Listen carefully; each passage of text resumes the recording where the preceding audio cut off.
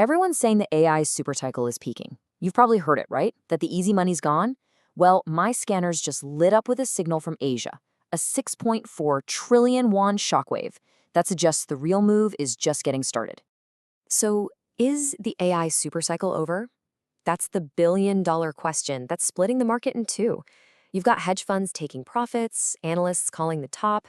They're all betting the momentum's run out. But I think they're wrong. Because the data coming out of the Korean market, which is, the front line of the global tech supply chain, just gave us a loud and clear answer. A record-breaking, all-time high, a complete and total rejection of that whole slowdown narrative. And listen, this wasn't some slow, gradual climb. This was an explosive, single-day breakout. It's a massive signal of conviction from global capital. This, right here, is what an institutional stampede looks like. And this is the fuel for that stampede. A historic, record-shattering inflow of foreign money, all in one day. So this isn't some little local rally. This is global, smart money making a huge, decisive bet. The critical question now is, where did all that cash go? Okay, time to play detective. Let's follow the money. We're going to track this capital flow right down the supply chain to see exactly what they were targeting. And the heat map gives us our first major clue. Just look at that sea of green. This wasn't money being sprinkled around. This was a concentrated, laser-focused strike aimed right at the heart of one sector, tech. And they were buying the companies that build these. High-bandwidth memory. This is the super fast brain inside every single AI accelerator chip. So this isn't a bet on some new software app.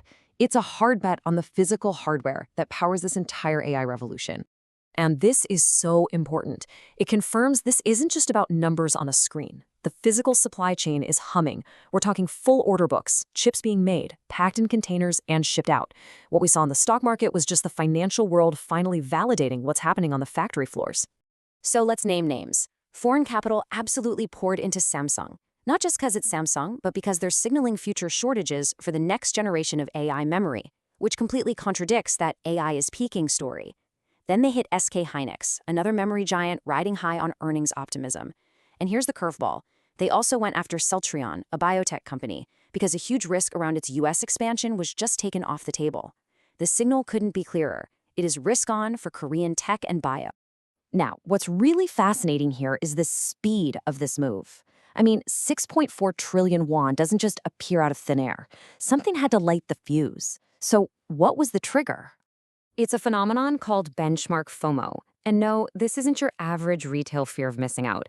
This is institutional level panic. If you're managing a massive fund, your number one job is to beat the market index. When that index makes a huge move and you're not on board, your career is literally on the line. And here's how that panic cycle works. First, a monster stock like Samsung, a huge piece of the Korean index, just explodes more than 7%. Instantly, any fund that was playing it safe and was underweight that stock is now getting absolutely smoked by their benchmark. And that's on day one of the new year. So what happens next? They are forced to panic buy at any price just to close that gap and save their job. That's the engine that drove this whole thing. So Korea has sent its signal loud and clear. Now the whole battle shifts over to the US Open. We're past the point of asking why it happened. The only question now is, how do we trade what happens next? Okay, here's the battlefield laid out. The bull case is super simple. As long as NASDAQ futures stay above 26,000, this rally has legs and the signal from Korea is validated. The bear case, the bull trap, gets triggered if the 10-year Treasury yield spikes above 4.2%. That would just choke off liquidity and kill the rally. These are the two levels that matter. So how do we actually position for this? Let's distill all this data down into a clear, actionable playbook for the US session. All right, here's your watch list. Number 1, NVDA. Obviously, they're the most direct beneficiary of all this HBM demand.